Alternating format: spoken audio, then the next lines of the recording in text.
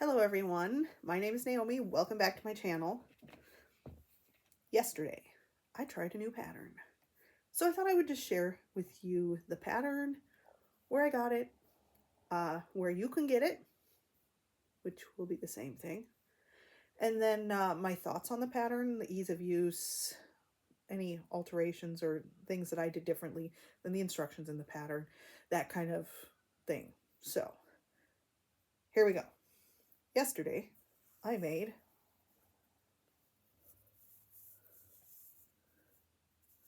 a bee purse. Let me get those little antennas up there. A cute little bee purse.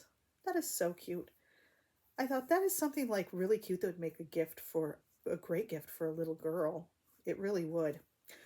So, where I got the pattern was from this Annie's book. It's got 30 plus fun weekend projects. I like the Annie's books. I'm not going to lie. There's a lot of patterns in there. That's where I got those paw print coasters that I've made. That's where I got those, was from this book. And now I've made the bee. To me, it's kind of crazy to buy a pattern book and then only use one pattern. I get it. I have literally purchased pattern books for only one pattern. It's a thing. But my thinking was, there's 30 plus projects in here. I should probably get my money's worth. And I should try some of the other patterns. There's some other really cute items in here. So, the bee purse was the one that I decided I was going to try yesterday. It is called, let's see. It's called the Bumble Buzz Purse.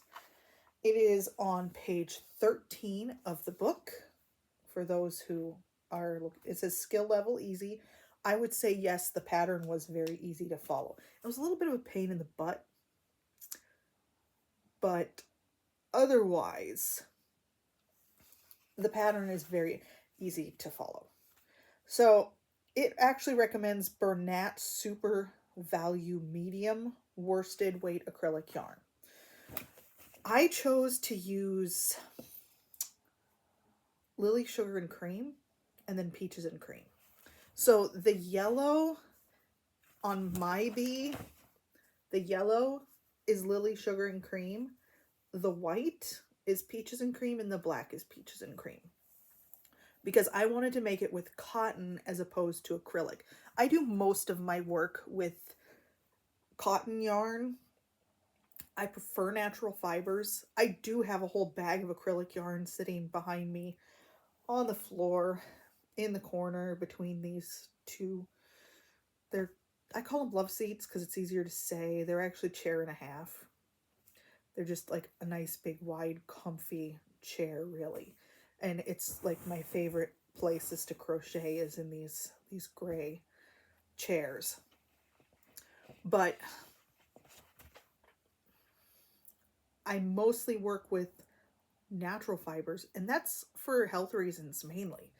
So synthetic fibers are basically just plastic yarn. So that's why I don't like to work with acrylic or nylon or polyester. Those yarns, the synthetic fibers in clothing and in yarns, it contains chemicals that are endocrine disrupting. And as someone who has autoimmune issues and has had lifelong health issues, one of the things that I've done for myself is to cut out the synthetic fibers. I don't wear clothing that has synthetic fibers. This dress here that I'm wearing right now, this thing it's organic cotton. The bra underneath, organic cotton. I'm wearing some organic cotton bike shorts because I feel more modest if underneath my skirts I am more covered than just underwear. So like I usually will also have bike shorts or leggings underneath my skirts. So everything I'm wearing, and the legging shorts, it was a pair of leggings that I accidentally bleached And that was, I think, back when I worked for Walmart or something, because I don't use bleach in my home. But I had accidentally bleached my leggings because they were dark gray. And so I cut off the legs, and I've been wearing these organic cotton legging cut off shorts. Oh, good grief.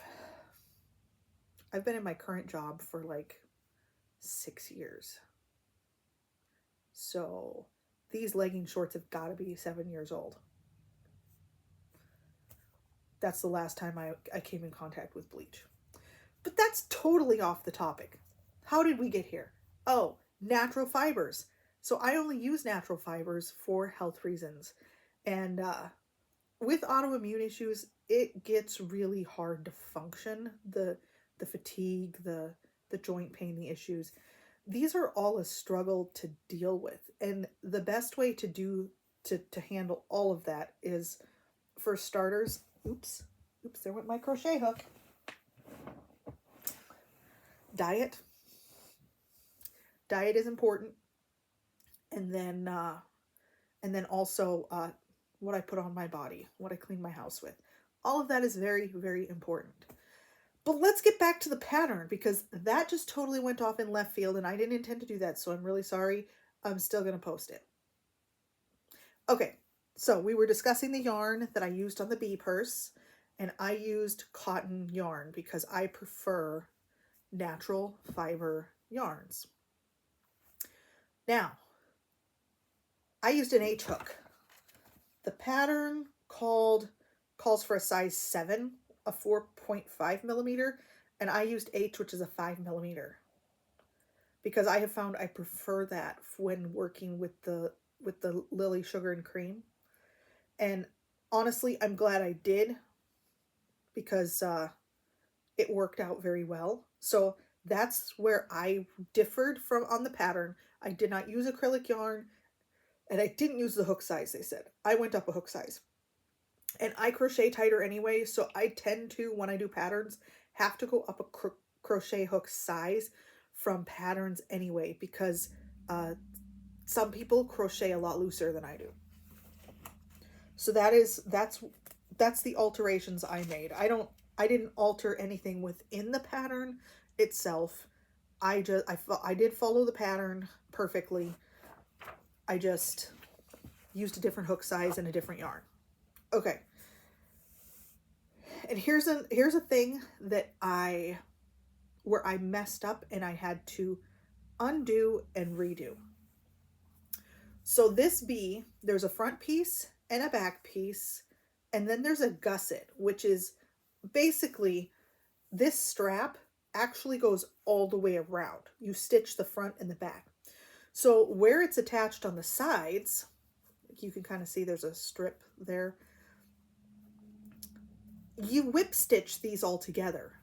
Well, I, not thinking, whip stitched everything together with black yarn and then turned it right side out, and you could see the black stitches. It didn't look good. So that's a thing where I had to do some undoing. And I actually saved myself time a little bit when I was fixing. So I turned it back inside out. I snipped the black yarn and pulled it back out here, and then stitched. I stitched with just the white, and then I tied and wove in the ends right here into the black. And I have knots in there. So another thing that I don't normally do with projects is tie them and then weave them in. But with this, I was thinking, oh, this will be something that would possibly go to a child. I could see an adult wanting a bee purse too. But how I handled it was I actually did some tying. I did things the wrong way. There's people who would be like, oh no, that's wrong. You should never tie.